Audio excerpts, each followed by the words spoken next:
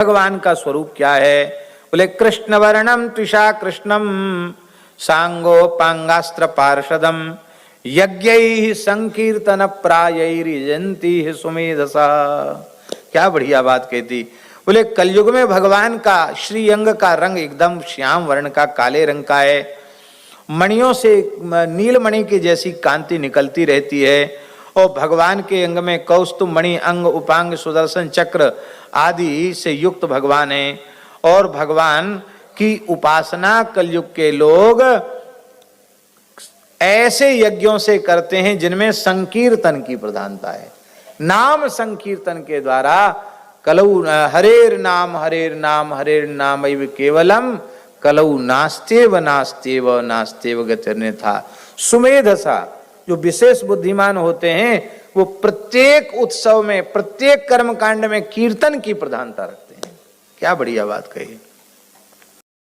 यही समझाने के लिए तो भगवान नित्य गोलोक विहारी श्री गौरहरि के रूप में अवतरित हुए, जिन्होंने सब जीवों को संकीर्तन का प्रेम प्रदान करके, भाव प्रदान करके सब जीव जगत को और श्री कृष्ण प्रेम प्रदान करके धन्य किया। निश्चित ही श्रीमन महाप्रभु जी का ये अनुग्रह है कि आज समग्र विश्व में संकीर्तन का प्रचार प्रसार हो रहा है। बोलो भक्तवत्सल भगवान की। अब सतयुग कलयुग के लोग स्तुति कैसे करते हैं? दो श्लोक कलयुग के लोगों के द्वारा स्तुति के लिए निश्चित हैं। इसलिए मेरी प्रार्थना है ये दो श्लोक सबको रोज बोलना चाहिए, क्योंकि ये हम लोगों के लिए निश्चित किए गए हैं और बहुत से लोगों को तो याद होंगे, जिनको याद ना हो वो याद कर लें। कई बार हमारे मन में आता कि स्तुति जो हमारे लोगों के यहाँ परंपरागत तरीके से चलती वो तो ठीक है, पर कुछ ऐसा परिवर्तन करें। लेकिन बड़ी समस्या की बात है, कोई परिवर्तन करते हल्ला गुल्ला ज्यादा मचता है। नहीं तो कुछ ऐसा होना चाहिए कि ऐसे श्लोक सम्मिलित होने चाहिए प्रार्थना में। ध्येयं सदा परिभवग्नमभीष्टदोहं तीर्थास्पदं शिव विरिञ्चिनुतं शरण्यं भृत्यार्तिहं प्रणतपाल भवाब्धिपोतं वन्दे महापुरुषते चरणारविन्दम् त्यक्त्वा सुदुस्त्यज सुरेप्सितराज्यलक्ष्मीं धर्मिष्ठ आर्यवचसा यदगादरण्यं मायामृगं दयितयेप्सितमन्वधावत् वंदे महापुरुषते चरणारविंदम। इन दो श्लोकों की व्याख्या हम फिर कभी भगवान ने चाहा तो करेंगे। बड़ी अद्भुत व्याख्या है।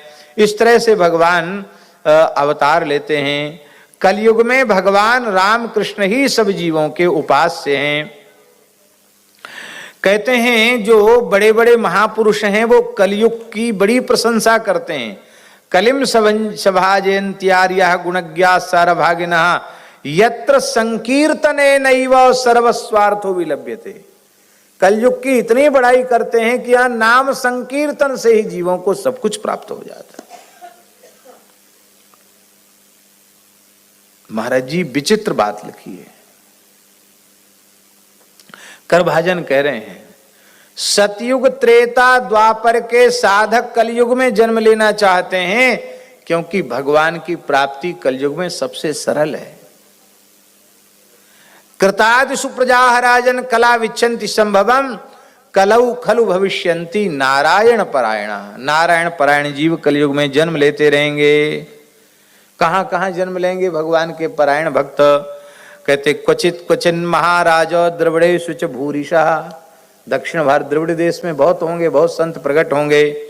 ताम्रपर्णी नदी यत्र कृतमाला पयस्विनी। जहां ताम्रपर्णी कृतमाला कावेरी है, महानदी है, ऐसे जो वहां भगवान के विशेष भक्त जन्म लेंगे।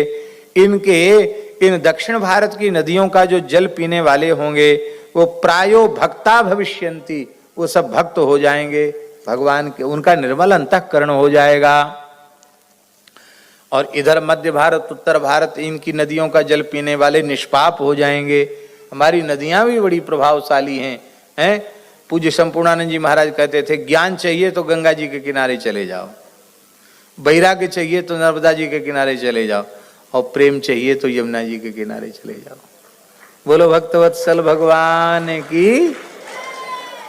अब एक बात कह रहे हैं, देवर्षि भूताप्ति नृणाम पितॄणाम न किंकरो नाय मणि चराजन सर्वात्मना यश शरणम शरण्यम गतो मुकुंदम परिहृत्य कर्त्रम।